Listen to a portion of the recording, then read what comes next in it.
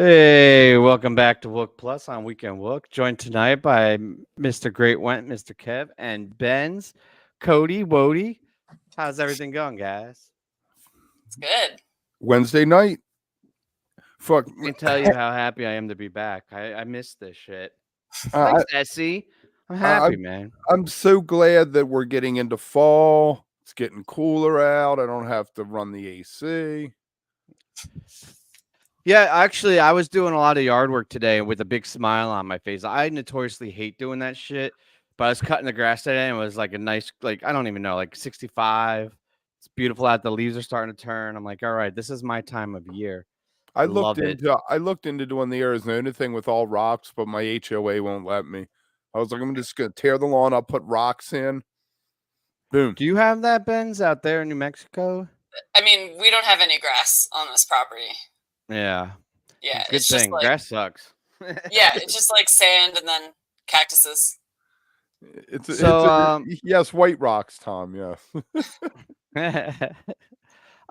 So I think we did this thing a couple weeks ago, and last time I gave away tie dyes. I don't think I'm going to give anything away this time, but I really liked the game, and there was a lot of people that wanted to keep playing it. So we're gonna do name that song throughout the night, just because like I'm a little rusty coming off of a big ass vacation, and I don't trust myself to host the whole damn show, without having built-in breaks. So I think it'll be nice. Hey, I'm glad you got this shirt. I'm glad you like it, Shermith. That's awesome. Okay, so do you guys? So here's the question. I haven't thought this. I want to ask Kevin and Ben's what you guys think. Should we give it to the chat or should I challenge you guys? I know the answer, so I can't. You give it to the chat, and then we answer, unless it's obvious and everybody in the chat's on it. All right, cool. So I'm gonna start with a really easy one just to test it out. This goes to chat. All right, is everybody ready? Type it in. First one gets Wook cred. You guys ready? Sure. Oh, tweezer. You're not supposed to tell. I'm sorry. I don't know the rules, but that one was too obvious. You started too easy anyway. Yeah, no, that was the easiest one. That's why I wanted to get it out of the way. All right, now I know. All right, so let's get into all these fishy topics. I also put in a headlines thing because there were some various headlines that I wanted to talk about at the end, but like they weren't like really. I don't know how much we're gonna talk about each of them, so I was like, we'll just have like an open forum. And also, chat, if there's anything you want us to talk about, let us know. But I want to talk about Fall Tour New Year's Eve kind of back to back because there's a lot of shows coming up. It's really cool because it's a crowded year, but there's a lot of suspect things, I think, with this, right? They haven't announced anything on the 40th anniversary. Prices are kind of crazy. There's New England's getting stiffed, and the Midwest is kind of laughing their asses off, finally being like, haha, you guys. But I guess I don't know. We'll talk about this fall tour. You guys hitting any of these shows? No. Yeah, it's weird, and I don't know if it's just because of my my circle, but a lot of people I feel like are missing tour this fall. Like I feel like the momentum and the excitement that was like the last couple of years is starting to drive, and I don't know if it's like an oversaturation or a price thing or just because of locale. But yeah, it does feel a little dried up. I tell you what, after that last Dick show, if I catch him, next summer. Maybe see Trey if he plays somewhere. But I didn't even go the other night when he played in Harrisburg. So you're saying that's based on like the quality? Yeah, just I guess fatigue on my part. Even though I only saw 6 shows this summer, the 4 shows at Dick. By the end of it, it seemed like I had seen way too much Fish. I was just done with seeing Fish live at that moment. I don't know. Maybe it'll go away, but I don't know. It wasn't necessarily the show itself. It was just me being like, okay, in the past 3 years since quarantine, I've seen a bunch of Fish shows, and there's a lot of other stuff I want to see. Do you think people feel that way too, or is that a personal thing more? I mean, I can only speak for myself since I'm only me, but I don't know. I could see that. I felt that. I heard that a lot back in 2000 after Big Cypress. People were like, yeah, And it wasn't because Big Cypress sucked, but it was just the fatigue thing. Yeah, okay, so we did 17 hours over 2 days. Yeah, I don't know. I feel like maybe it'll build up the momentum again as we get a little closer. What are the dates for that? For the fall tour? Soon. You got the dates? Well, what do you think about, while you're looking it up, what do you think about Ben's, that they aren't doing a Thanksgiving run to celebrate the actual 40th? Well, I think I would start to argue about it actually being their 40th, because there were a couple years they were on hiatus and a few years they broke up. And while I will agree it is like the Fish birthday, it is definitely their 40th birthday, it's kind of not their 40th year as a band. Right, because if you were in a marriage and you broke up for a couple of years, the 40th anniversary, well, I think you would ultimately like gloss over it and celebrate what would, like, which like Fish an is asterisk. but with an asterisk. Yeah, I don't know, but they did the 30th though. I don't think that is why they're not having a 40th anniversary. I don't think they're going to be that semantic about it, but I think it doesn't really fit in with their just like the cadence they've had this year. It would be a little weird, I think, because yeah, like you said, things feel really crammed in. Like there's these shows in October, and have they done things for their, like, did they do a 30th or 35th? Yeah, they did a 30th. Jeff Holdsworth came out. Okay. Back in 2003 for the 20th. Dave, I want to address this because somebody else mentioned this in the comments when we were talking about the New Year's thing. They did the celebration for the gag, but on the 20th and 30th actual anniversaries, which is December 2nd of 83, was the date that they're, so in 13, and then in 20, this would be 23 would be the 40th, but they did it on the day. So it's like, yes, they acknowledged that the whole year was kind of a celebration, but I think because, and for the 30th, they had a whole thing about it. Like they did, I don't know if you guys remember, but they did like an edited video with like, walking down memory lane type of thing. Yeah, it was super premature, Tom. I think that's kind of the problem. By starting the year with that, it made it feel like, oh, this is going to be a dope ass 40th celebration year, kind of like Disney does, like with the big 50th. Like everything's going to be special, and then it turns out there was nothing. Regular old, right? Yeah, it was very much just standard Fish, which is great. I mean, I'm glad we're still getting standard Fish, but there was nothing unique or special about it, I guess. It would be cool if they did something like, what if they did something that you didn't need a lot of advance notice for? So like not an in-person show. Maybe they do a dinner and a movie again. That's more of like a retrospective, I guess, maybe, or like highlights. Then like more people can attend. Or if they did like how Grateful Dead does like the Meet Me at the Movies thing. If they did like a movie showing, I don't know. I mean, oh yeah, like remember when they did Fish 3D? Like they could they could take a mulligan and try something again for that. They have a lot of great footage actually now with the live Fish recordings. And Shermith is right with the Fish 40 hashtag and also the Japan website. What was that all about? That created all this buzz to say it was nothing, I don't think that was official though. I think that Japan website was a fan or something. I agree. Well, so I hope, okay, Benz, I like that idea. What I hope doesn't happen, which is the other end of that kind of same thought process, is like a Sirius XM like exclusive limited type show, which is, I think, very possible after that one at the Met where they do something up in like Vermont or something, and it's like you only get like 2,000 people or whatever.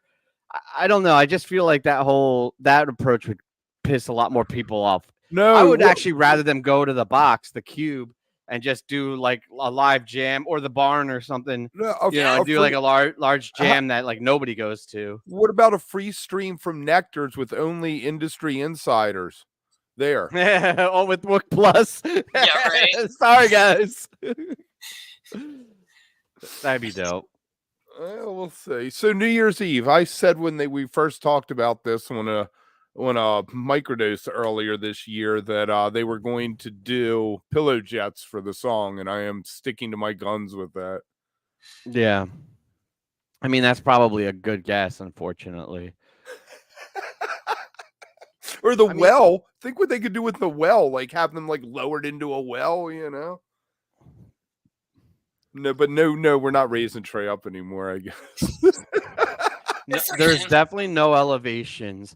I feel like they go back and forth with like new shit and then classic shit, you know. And last year was a lot of like you know, celebration through the history, a lot of nostalgia. So I think they're definitely going to lean into one of these debuts.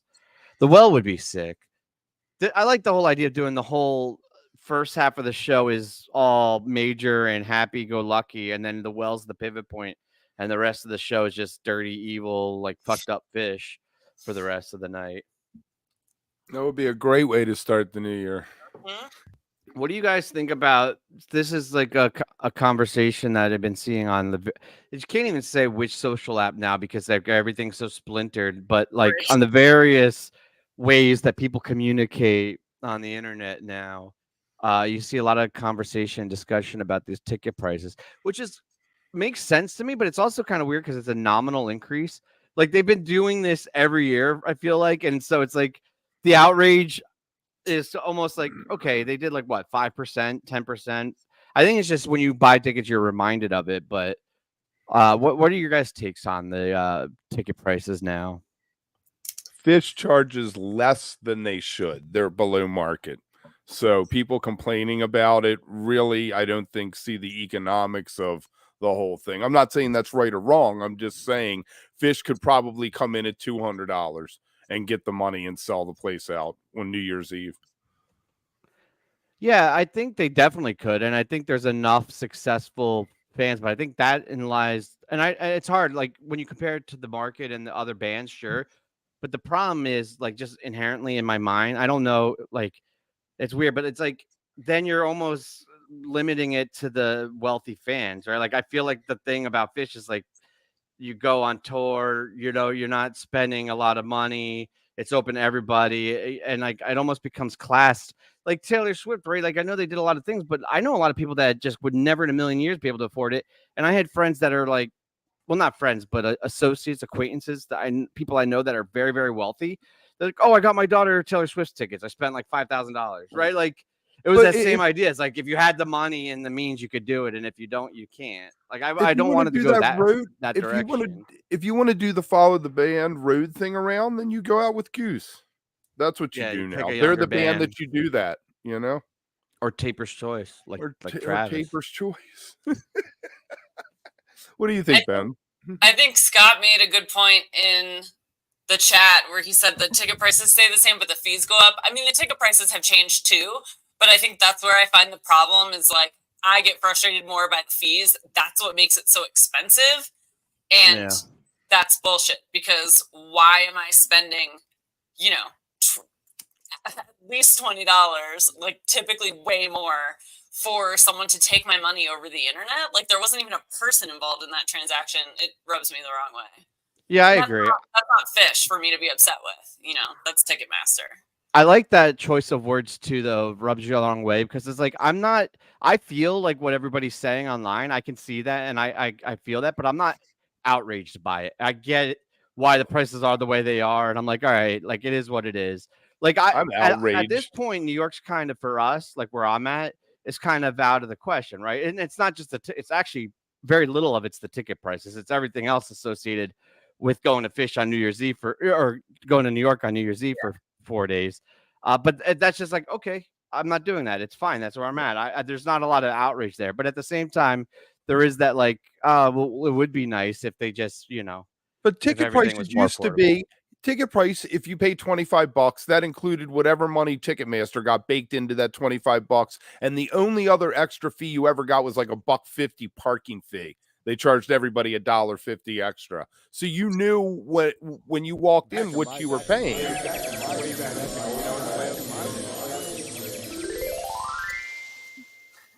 No, you're right though. I that's just the way it is though. I don't know. But it doesn't have to be that way. We need Well, to I mean, rise up and come together.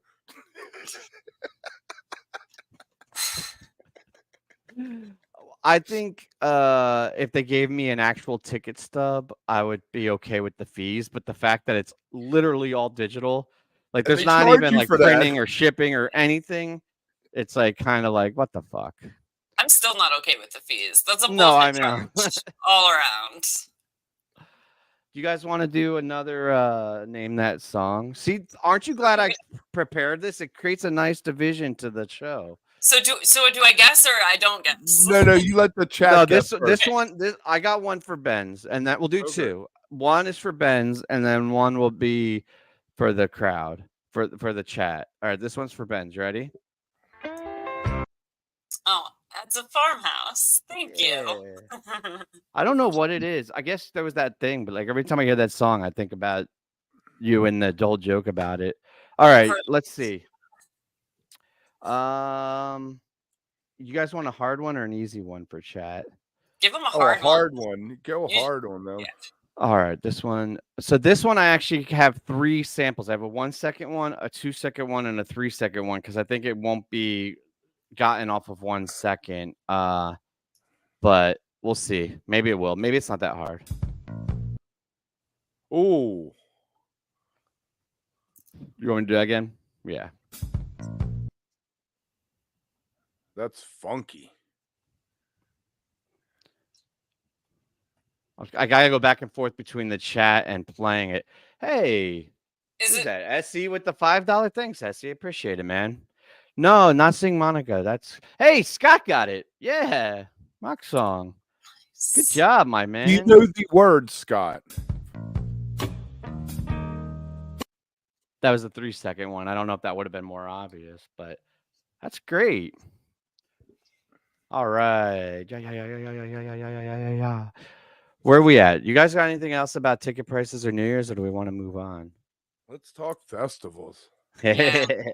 So all right, I was on vacation when this got announced. What was your hype level with this? Because I was pretty much through the fucking roof. Like I have not been this hyped about a fish thing since probably the Baker's Dozen. Or Have you ever gotten Curveball, to a rest in peace. festival? Did you I ever haven't. get I to- mean, I've been to lots of festivals, but not an actual fish festival. Just the way the timings worked out. Right. And so, like, I think maybe that's the difference. I'm not yeah, Ben, we're kind of in that same age group. Like, our prime years were during, Hiatus. hiatus. the hiatus, which Hiatus sucks. 2.0. Second one. Yeah, Oh, but you so wanna like to cue have the- that chance, because I thought we weren't getting it. That was the big thing. Was like I was convinced it was just done. I felt like they'd do another one. I didn't think it would be next year. I don't know. I just thought they might not come back to it yet. But I love that they gave us like 11 months notice. That's wonderful. I love that they're doing it. I just all around very excited for it. Yeah, I think they're being extra careful too, and with the planning and like really being, that's just the impression I get. Obviously, because the things that went wrong last time and switching venues and the whole almost a year of heads up, it just feels like they're being very cautious, taking their time, getting it right. What you're thinking on the timing of the announcement being the week before they announce New Year's? It seems backwards, doesn't it? Yeah, I think it might have just been I don't know. Matt talks about that shit all the time, right? Like the strategy and that stuff, but I don't know if there's really that much strategy in it or if it's just the way it lands out. Like they got the permitting and contracts locked in and probably didn't want to sit on the dates, right? The New Year's one they've known for a long time. I don't know how long they've known that Dover's been locked in. Is there I any bet that's a benefit? Can you think of a years-long benefit of process. doing it like that? Well, I think the benefit of doing it like that is everyone knew New Year's was coming. So you throw the festival in and it's even more hype. Hey, they didn't announce New Year's. They announced a festival next year, I think Twitter blew up, Blue Sky, everything that's all they talked about for a couple days. It wasn't even a 24-hour cycle with it. Do you think they're going to do dicks still? Yeah, why wouldn't they? I don't. But I don't see why they wouldn't. Well, they did after Magnaball, right? And But they were under contract. They were under contract for that 10-year thing. Since that ended, I think they've gone year to year. And that's why Dick's was like, if you're year to year, you have to play 4 days, not 3. Oh, is that what's happening? Is that confirmed or is that your theory? That's my theory. Oh, you got to be clear about that, man. People trust us. I said in the beginning you were People might zoned out. trust you, Tim. Right. They're like, oh, that's just Kev. You know, because that's how rumors started. Like now people are gonna go report that on their fucking fish blog. Yeah, now their I'm gonna have to hear source. about it. People be like, I know a guy, and it's just Kevin. It is actually Kevin. Anytime somebody says that, I know a guy, and they're talking about fish shit, it's just Kevin. Yep. Well, Kevin and I do that with each other. Well, Kevin will tell me something. I'll be like, I know a guy, and he does the same thing. It's just us. Yeah, there are a couple good points in the chat here. I want to keep up with all of this. That it's just a save the date. That it's not the ticket sale. So to get the New Year's ticket sales out of the way now, and it gives you time to save up and plan accordingly, I think. And I think it's mostly a hype thing. You know, like the MCU used to announce shit when people were like waning off, and they'd be like, "Hey, don't wane off. We have Secret Wars coming in like 10 years." Like, I think it's one of those things, like to keep people, you know, engaged. So how much weight do you put in the Sphere rumor, since that would fall in between New Year's and the festival? I think it's 100% confirmed. Not 100%. I like that rumor, so I've paid attention to it because I can drive to Vegas from here, so I'm in for that one. And I think like knowing now. Makes sense. Oh, yeah, sorry. I like knowing now. Like, okay, I have to save for April and I have to save for August. I think that model of doing a small spring thing, a small fall thing, split up summer thing, it fits. I mean, everything about it makes sense. Out. Those Sphere shows I know will be $200 a ticket. They have to just fund the place to keep the lights on. So yeah, but I feel like that is worth it. I mean, it sucks if you don't have it. I'm sorry. Like I get, you know, inequality in system and all that, but like just specifically talking about the experience and the value proposition, that is like, if you could say that like a lawn is justified at $40 to put yourself where you have, it's not just the visuals. Everybody's talking about the visuals, right? About like the big dome, but it's like specifically tuned audio to every seat, like high fidelity, perfectly balanced, perfectly mixed audio pinpointed to every seat. That's the shit I would be excited about. Is you'd be sitting there and you would have a perfect mix right in your spot, plus all the visuals. I think that would, I mean, there's no way I'm going to pull it off.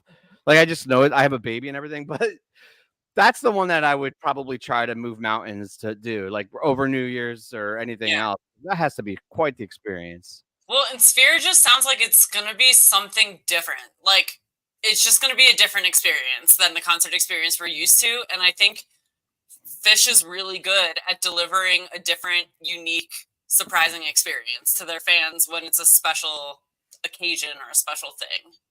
Yeah. And think about what they did at the April MSG run with the drones and stuff. And now they've got this like whole Sphere to play with. I don't know. I agree. I'm very excited for the festival, though. I want to stay there. I think you got to go the RV route. If you were at Oswego, you know why. But just it makes the experience so it won't be too much Phish for me then, because you'll have the parking lots all night. I was worried about you, Kev. It'll just be the whole. It's such a beautiful experience because we are our own city. You know, we were like the third largest city in Maine for those couple festivals up there, and it's really a beautiful thing, and it proves on some level that we can live outside the mainstream and it can exist, and what you're being sold isn't necessarily what you have to buy. There's my rant. I'm off the soapbox. I think we should do a Wook+ RV. We should. Oh, we definitely should. And we should figure out a way to broadcast live from the lot. I don't want to do that. I want to I want to be irresponsible and do things I'll regret the next weekend. We don't want to be not on camera.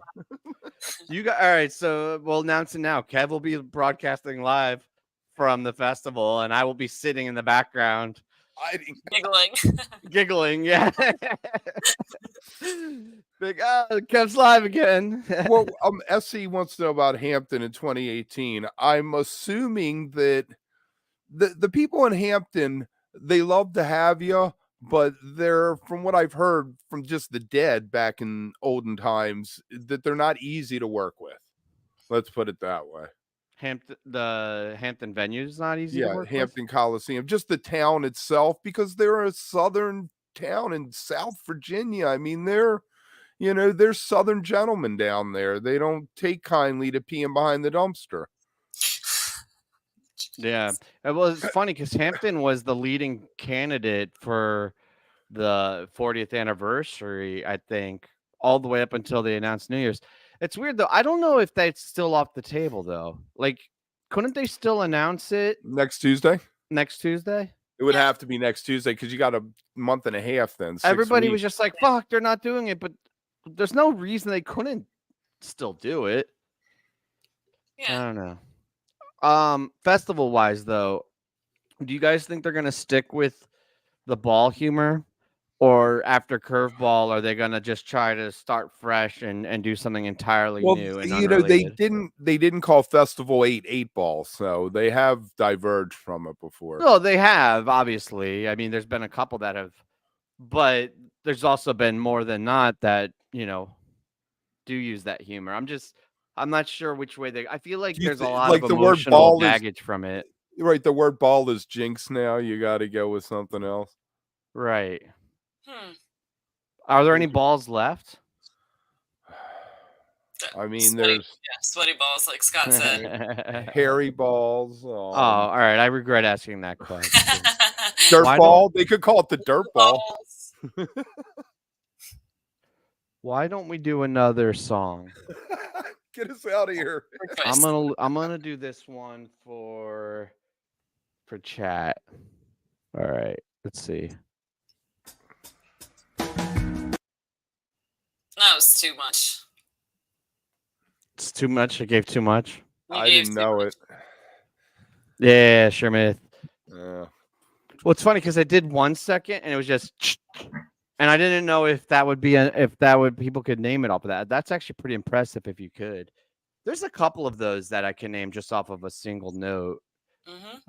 Or the way Trey picks up his guitar and like puts his finger on the opening chord and like just the pressing of the chord before he even hits it, you can hear the overtones through the amp and you're like, oh, they're gonna play whatever. It's like voodoo to like people that don't hear it. They're like, how the fuck did you know that? But all right, good job, Sherman. Do another one. Do another one. Hard one. I'm glad to be back. This is fucking chaos. We're all over the place with this. Which one do you want? All right, pick a number. No, I'll do it. All right, ready? This is for chat. It didn't play.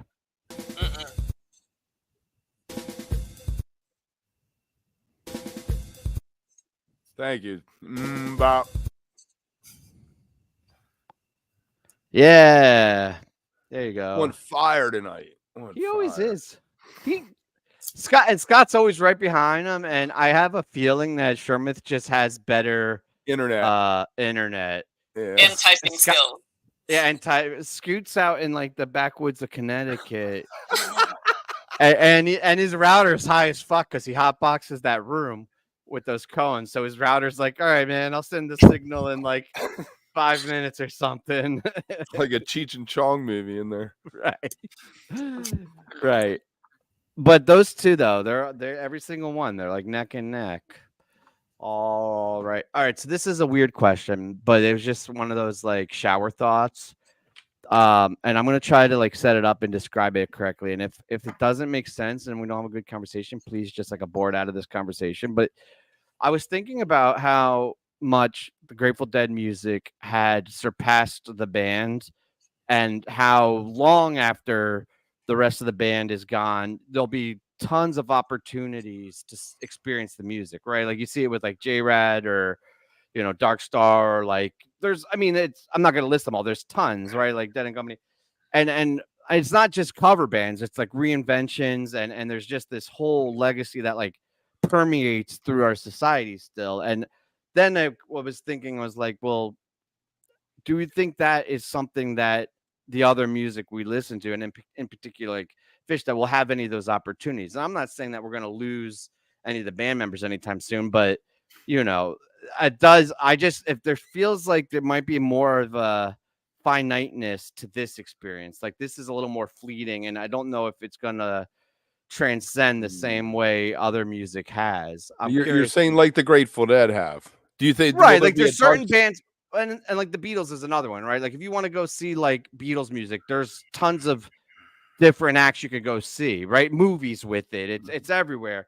But then there's other bands that it's just gone. Like you could go back and listen to, but like the communal part of it, the transcendence of it disappears. And I don't know. I feel like Fish is kind of on that fence. I feel like it might in It like won't. pockets, No, but it won't, because the thing with the Grateful Dead is they were for many years, from the early 70s, late 60s on, embedded in popular counterculture. Let's put it that way. If you read Rolling Stone, you knew about Jerry Garcia and you were hip to the scene, kind of thing. And then they had the huge song in the mid 80s with Touch of Grey, which brought on all kinds of other people and gave them top 40 legitimacy.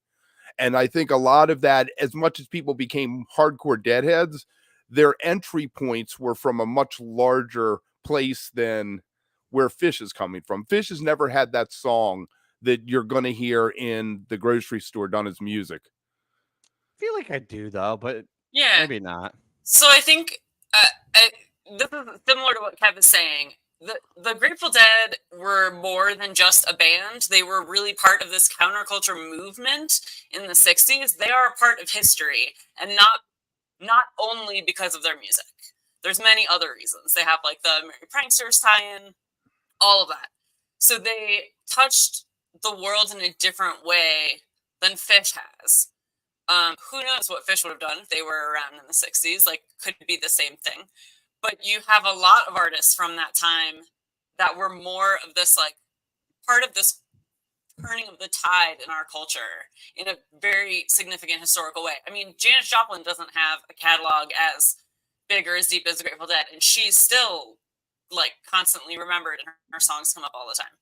Secondly, Fish does play a lot of covers, but the Grateful Dead does too. And the Grateful Dead's covers are more of like your standard folk Americana, like American standards, essentially. That like some of them aren't even traceable to having been written by a person because they've been passed down culturally for so long. So the Grateful Dead is just a different beast in many ways. Similar to And the to be Beatles. clear, I wasn't. Like, I want to just be exactly clear. the I'm same not things. saying. I want to be clear. I'm not comparing the two. That wasn't my question, but right. But I bring up the Beatles too because the Beatles have a similar cultural impact that the Grateful Dead do, right? Like they were also part of history. They were also part of this turning of the tides. They were also part of changing what mainstream music was, really. And is that what translates into why you can still go see tribute acts and bands? Is it the historical significance? Because I agree with everything you're saying, but I don't know if that's the reason there's so many bands carrying the music on. I think Fish already has cover bands. There's already tons of cover bands that cover Fish in different ways. Yeah. So I don't think that will stop, but I don't think it will be, who knows, maybe I'm wrong. I don't think it will be what it's been with the Grateful Dead because I think Fish appeals to a smaller subset of people.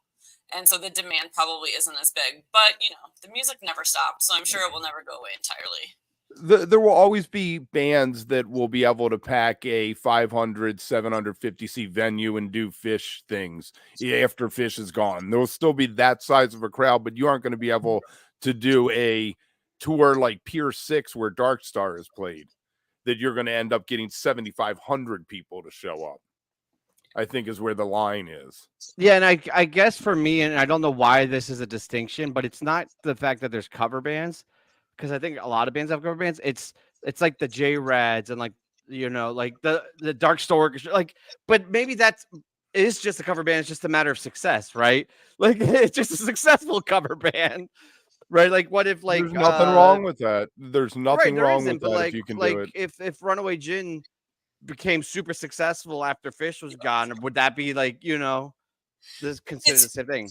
It's really interesting too because like the Grateful Dead, there's a whole industry around covering the Grateful Dead, and it's like people are gonna hate this comparison, but it's like similar to how there's always Elvis impersonators, there's Marilyn Monroe impersonators, there's Cher impersonators, like there's whole industries around impersonating whoever. You want to see your favorite songs live. You want to go to see the Beatles and see Strawberry Fields Forever live by some people, even if it isn't the Beatles. Right. You know? People want to have a communal experience of sharing music and dancing and singing along to the shit that they love or the stuff they grew up on or whatever. And it's totally possible Fish could be that. Like, I think the generation of kids who were born to Fish fans are like just becoming adults. Not Like all the of them. young Ryans and shit. Yeah, so it like remains to be seen where they'll take it in their lives and what will go on. What do you think about what do you think about what Jason put up there? What about a tribute band can be super successful until the original band has stopped playing? I mean, That's an I would interesting say that they concept. could be successful, right? Like there are cover bands out there that can make a living doing their cover band thing that don't really There's need Metallica a cover band. There's Metallica cover band around here that tours the local, you know. So I think super successful is like up to your definition, right? I can't like.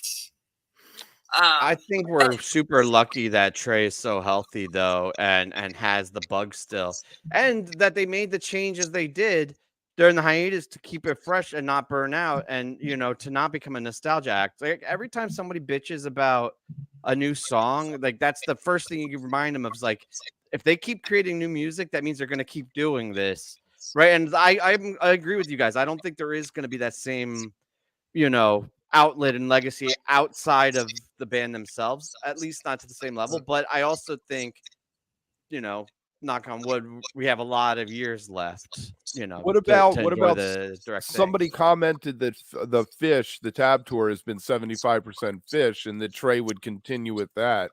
Yeah, I was in a discussion. But that's like Dead and Co. That's the same idea as like Bobby with Dead and Co. Right. Mm-hmm. Right. That's exactly how I see it happening. Yeah. Like, I feel like he'll be 107 and out there fucking raging, like lifting his guitar up, but he can only like lift it this high. I just saw Roy Rogers open for Bonnie Raitt, and like he's well in his 80s, and it was cool to see. Yeah, right. It was cool to see someone who's that much of a legend like rip. I mean, he did sit and play, and it was acoustic.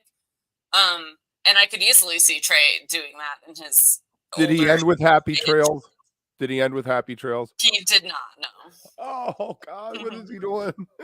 I'm gonna sound like one of those fanboy stan things about Fish, by the way, and I always do. So I don't know why I'm giving the apology or the disclaimer, but I also do feel like sometimes we underestimate their success too, because like it feels smaller in our little like micro community of it. But like selling out MSG and being in like the top 40 grossing touring artists in this day and age, year after year after year, is not like micro counterculture, like under the radar thing. Like they've almost, in my experience, have become more well known in like with the normies and the general population. I remember when I first started, going to see them, you ask for time off, or you tell like coworkers and they'd be like, oh, they're still touring, or oh, that's still a band. Like I remember them from the 90s. But now it's like they're in the news, and I feel like, and obviously like people are connected to me, so that's a hard thing to say removed from it, like because it's a lot of if fans, but I just feel like it's not as small as we sometimes feel it is. Tim, you walk up to 10 people on the street and you ask them if they could name a Fish song or if they've heard of Fish. And I bet 1 out of 10 would have heard of Fish. If you walk up to 10 people on the street, I guarantee you it's more than half. Okay, really? It depends where you are, right? If I were to do that here in Santa Fe, I don't think anyone would say they've heard of Fish. If I asked 10 random people on the street. I mean, I remember when I lived in the Bay Area, like I would meet people, coworkers and stuff, and they would be like, you're the only person I've ever heard talk about that band. Like, wow. So if you went up to 10 people on the street in New York City or Burlington, or like somewhere on the East Coast, you're probably... Yeah, I grew up in the Northeast, so for me, it's like literally everybody. But if you ask about the Grateful Dead, you're getting 6 out of 10 people probably. You think there's people that don't know the Grateful Dead? Depending on age. I'm sure there's people who don't know the Grateful Dead. No way. Dude, come on. There's lots of people who've never heard of the Grateful Dead. I know Dead. you're right. It just blows my mind. You read the statistics, how there's like 10% of Americans don't know who the president is and shit like that, or like, and you're like, what the fuck? How are we a society right now? Oh man. I want to go back real quick because Tom was trying to be all like, "Oh, you guys are assholes. So good to have a strong female voice. Yeah, no shit, Tom. Who do you think asked Benz to come on? We love having her on. I agree, though. It is nice to have other voices besides Kevin, and T and Llama. Yeah, it was a weird tangent, but I think about this legacy thing and like the future of it, and I don't know, maybe it's like getting old midlife crisis type thing. I tell you what, Trey will have as large a legacy as Fish does for being Trey Anastasia. People will recognize his name as much as they'll recognize Fish in 20 years. Well, I don't think Trey is done doing like his random side quests, you know, like a musical, like working with the symphony, like things like that. Like, I don't think that's off the table for the rest of his life. Like, I think we're going to see a lot of weird shit. Projects and shit. I can see him like posing for like film or doing something. Yeah. And yeah. So I think he could certainly, I mean, any of them could end up doing something in the future that just becomes a bigger. Fish should do a soundtrack. Fish should do a soundtrack for a movie like Pink Floyd used to do. That would be cool. Yeah. There's enough fans that do shit, but I don't know. No, it has to be somebody not connected with Fish. It's just like, we want to have Fish attached to this project, some Italian filmmaker who no one's ever heard of. But if they've never heard of the band, why would they randomly pick Fish to do it? I feel like only a fan would be like, hey, can you do this? Like, I agree, it needs to be legitimate, but I feel like it would be a fan. Like, that's how like they end up on the NFL, because the guy that does the music but maybe for the somebody commercials is the suggested, head. Your film would look so good with music by Fish, we should reach out to him. And the guy be like, cool, let's do it, you know? Why not? They don't even do fucking tour announcement videos anymore. That's the thing. We've had all these announcements. They've gotten so fucking lazy. They're like, they have their reproduced tweet or Insta or website thing. And I'm sorry, Julia, I love her. And I hope she's not going to hear this, but they used to be so exciting. Like the videos or like, I remember for Big Boat, which the album was kind of not there, but they changed their avatar and headers to clouds for like 3 days. And everybody was like, what the fuck are these clouds about? What are they? Or maybe it was Fuego. I forget. But like, it was just the cloud. Right. And then everybody was like speculating. Fuego was it was the smoke coming out. And then they feed it to you. Now it's just like, hey, here it is, spoon fed. We didn't make you a video. Sorry. The sloth one with Fishman before summer tour one year was fantastic. Yeah. Is that the training one?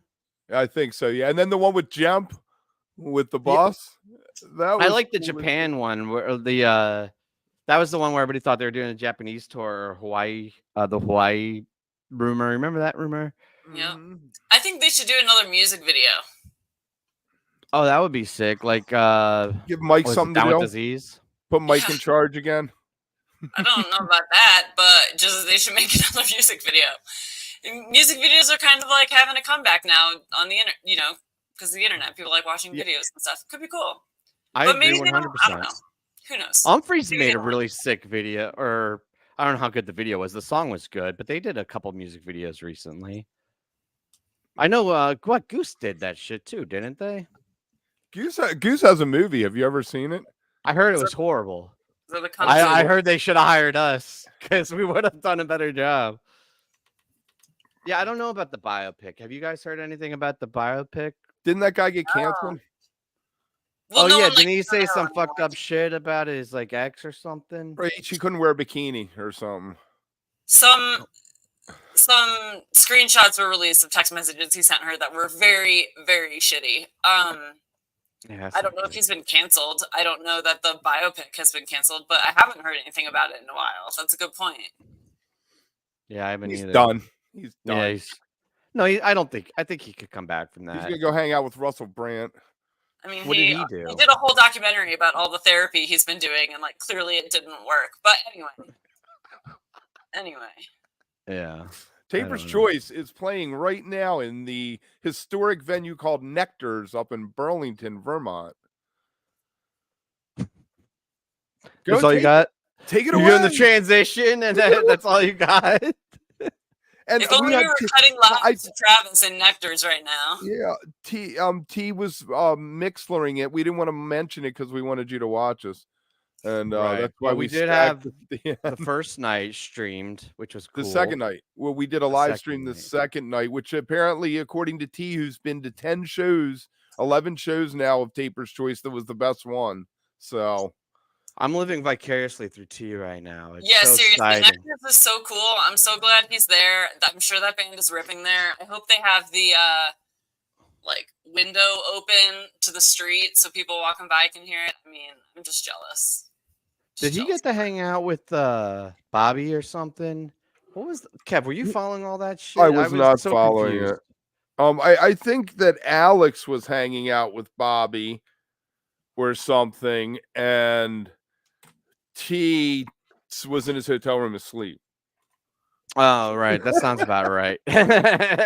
And then they were hanging out with Mike, and T was asleep. Yeah. Let's do another song. So check that out. Yeah. Let's do another song. And like and subscribe. Oh, yeah. Like and subscribe. Well, if you're commenting, you're a subscriber, and we appreciate the shit out of it. Oh, but we have that you're on? not, yeah, put that on. Fuck it. Interesting. I mean, like, if you're going to troll us, you're welcome, but you at least got to subscribe. I invited heckling, but it's just Tom throwing out compliments, really. I love Tom. He's a good dude. Nicest cop I've ever met. All right. 1 sec. I don't know if we did this one yet or not. I stopped paying attention. This is for the chat.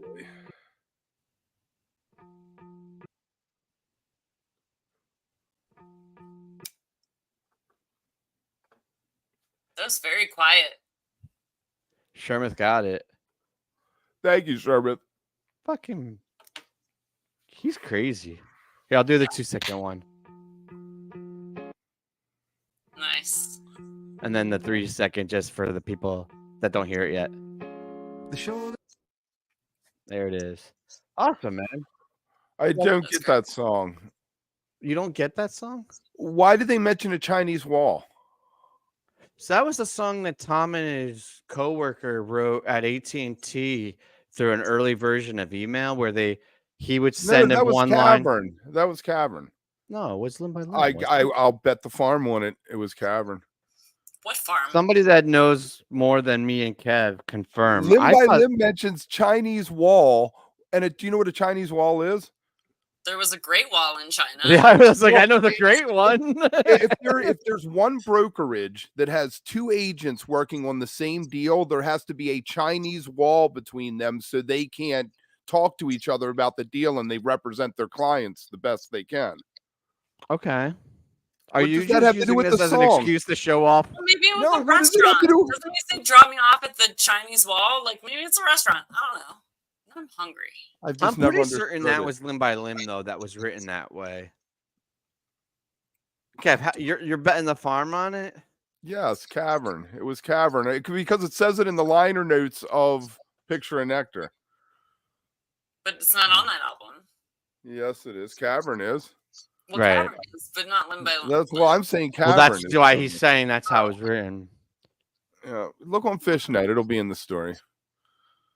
All right. Well, I'm not gonna do that right now. But... Yeah, what's the headlines? What headlines do you have for the last? Wait, 10 minutes? whoa! Wait, have you guys heard about the corduroy pillow? No.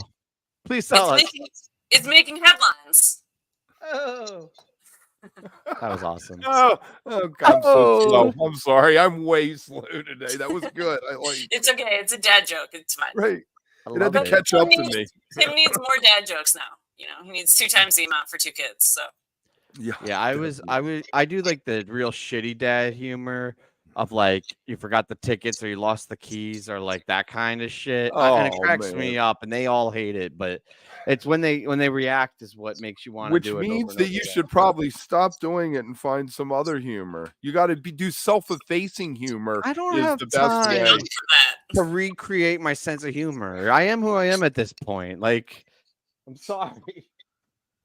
You have to make yourself the knucklehead because then they'll defend you. They're like, "You're the greatest." Thank you. I mean, I don't overdo it. I just do a little bit. Let's do another song. World's Ready? greatest dad rock. Wait. Did you see my mug? I got this for Father's Day. It Oh, says World's nice. Greatest Dad. Nice. It's. Oh, I knew that. I even knew that. I'm proud of you. Nice.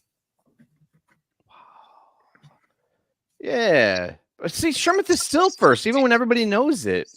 Right? Yeah, he just has to have. He's All right, got one that more. internet connection. He's got that blazing. He's got that FiOS. Good shit. Wait, do that one more time.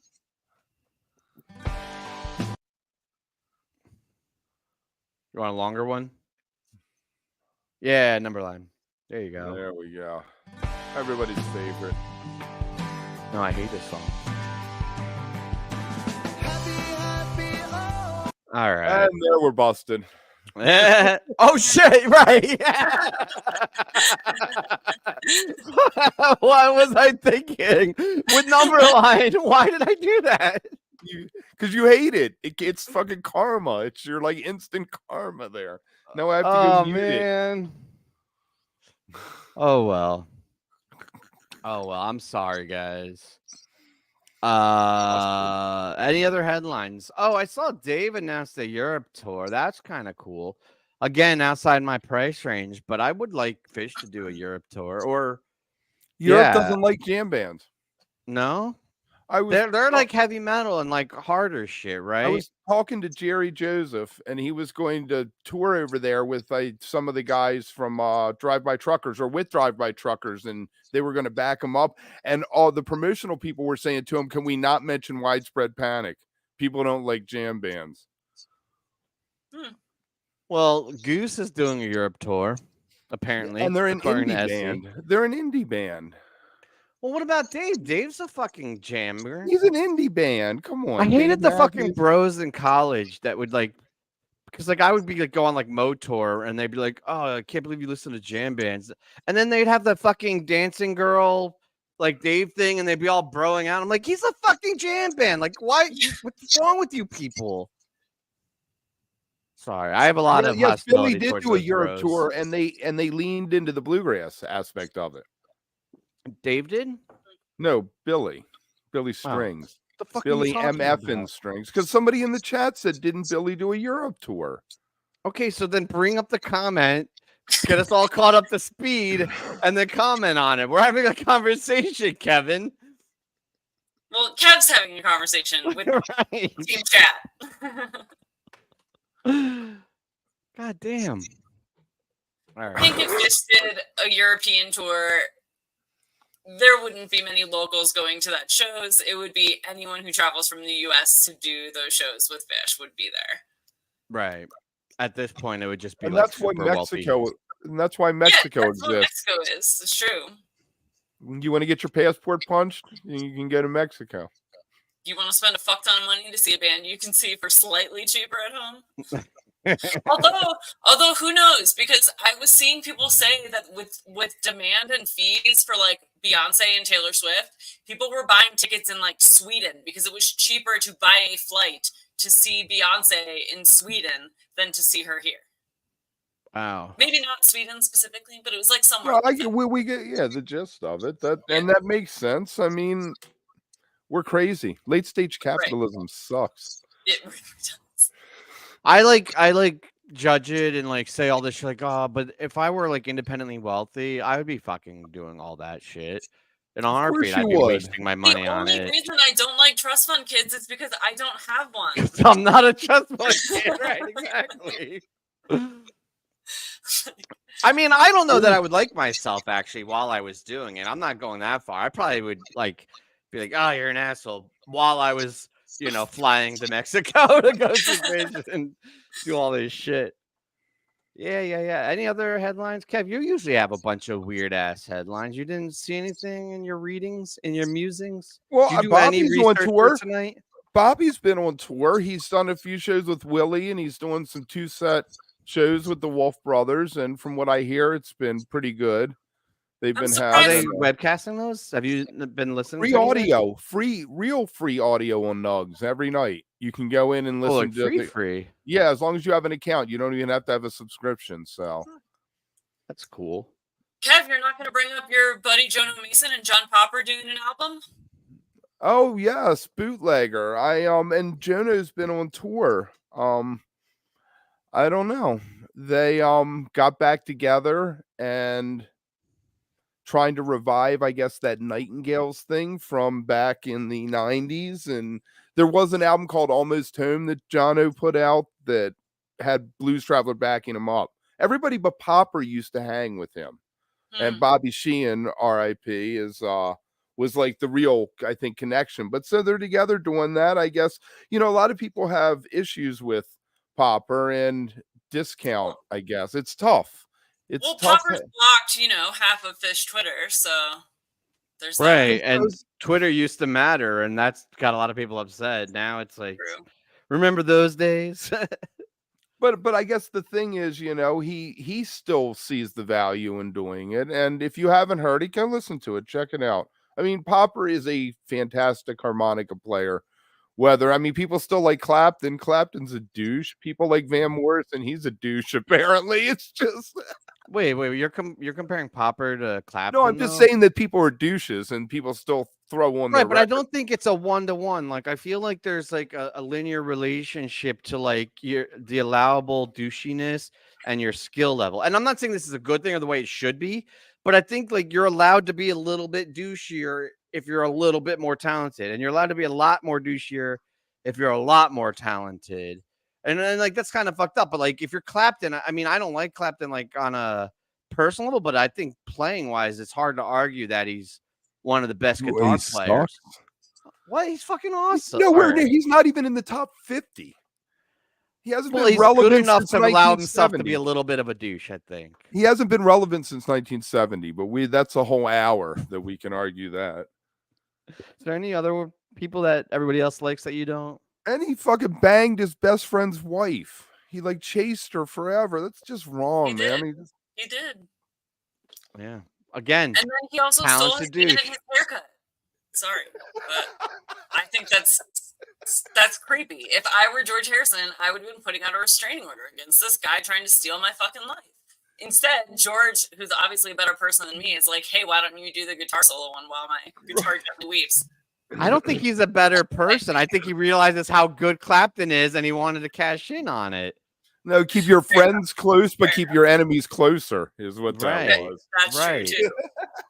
I think Cream is probably outside of like the jam band world is the shit I listen to the most though. I like Ginger Baker as like a drummer and Jack Bruce. I feel like it's not just Clapton, but strictly musical. Forget all the politics and the sleeping with people and all the other shit, but like strictly music, that playing is perfect to me.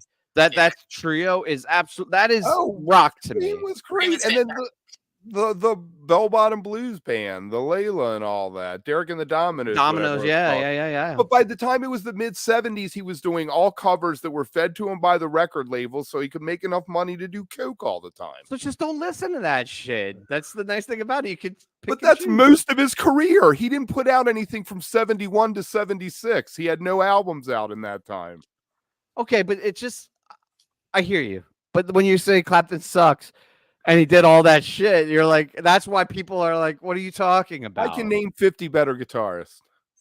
I feel like you need to give like a little nuance to your statement. Even an Angus Young is a better guitarist, even though it's simple. Really? One of you has to bring up Dr. Dave's comment. Please. I don't have the control. Dr. Dave. Wait, this one? Yes. Thank you. All right. Well, I think that's about all I got in me. Ben's awesome having you on again. Love it. Thank you. Kev, it was okay talking to you. Good to see you. It's good. I'm glad to be back, man. I'm glad. This is fun. I'll see you guys next week. Like and subscribe. Bye.